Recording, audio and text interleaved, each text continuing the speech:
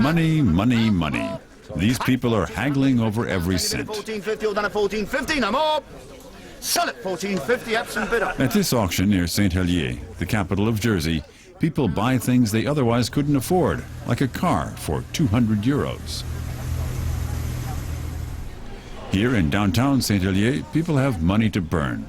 Over 50 banks with billions of euros in assets have offices here. Financial services companies can be found on every corner. Foreign companies don't have to pay taxes on Jersey. This helps the Channel Island attract over 500 billion euros in investments each year. For years, lawyer Nick Le Cornu worked as an advisor to many finance companies on Jersey. But last fall, he quit his job and effectively switched camps. Well, I decided to stand for election to the States of Jersey, our local parliament. I was working in finance at the time, and I knew I had to take time off in order to canvass, to campaign, to knock on doors. So I effectively quit my job, and from that developed a movement, really, that wanted social change in the island. Members of Time for Change are fighting to bring an end to Jersey's days as a tax haven. But there's little they can do. Jersey hasn't actually been blacklisted, as foreign governments deem it to be cooperative. Time for Change's office is hidden away behind the shop window of a real estate company. Montfort Tadier is their only representative in the legislature. Le Cornu was narrowly defeated, as his views aren't shared by the majority of islanders. Jersey's economy relies on the financial industry, which employs over a third of the island's inhabitants. And most people here don't want change. They want Jersey to retain its reputation as a rich and beautiful tax haven and keep attracting investors, businessmen, and tourists. That's also the feeling at Jersey's legislature. The chief minister insists the island is not a haven for tax evaders.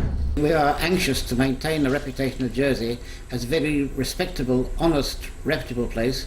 We don't go in for tax abuse. We want to be, and we are, a good international financial jurisdiction. Jersey has signed agreements with 13 countries and promised to provide information about tax dodgers.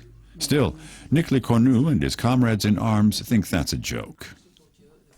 In themselves, it doesn't change anything. This is not a fishing expedition. It does not give the UK or the US or any other government the ability to really see what's going on in the island. And I think that the real issue here is that if somebody wants to hide money in Jersey or anywhere else for that matter, there are mechanisms to do that and to do it with complete anonymity. But people who are willing to say that out loud, like Nick Le Cornu, are viewed as traitors and shunned by Jersey's elite. Since his election defeat, he's been searching for a new job to no avail. People will think twice before they seek to employ me. I assure you I'm not a threat to them, but it's a very small community, and if you're perceived to step out of line, then you're perceived as a threat. Still, he has to keep looking. The rich island has no unemployment insurance scheme, and jobs are hard to come by, especially now during the financial crisis. £300, £200, £400, any bit of £400. Le Cornu spends the rest of his time here, among people who are not profiting from Jersey's newfound wealth. During his visits to the auctions, he also earns approval for his ideas. Here there's great anger against the political elite down in Saint-Helier.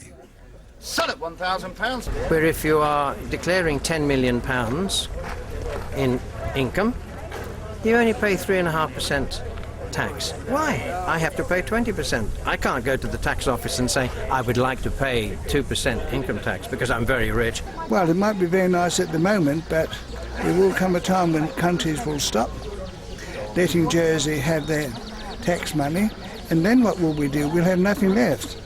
So therefore, I would prefer be fair and honest.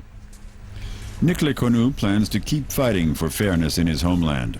He hopes for more outside pressure on Jersey and for new laws to fight tax fraud. I'm going to stay because I'm a Jerseyman.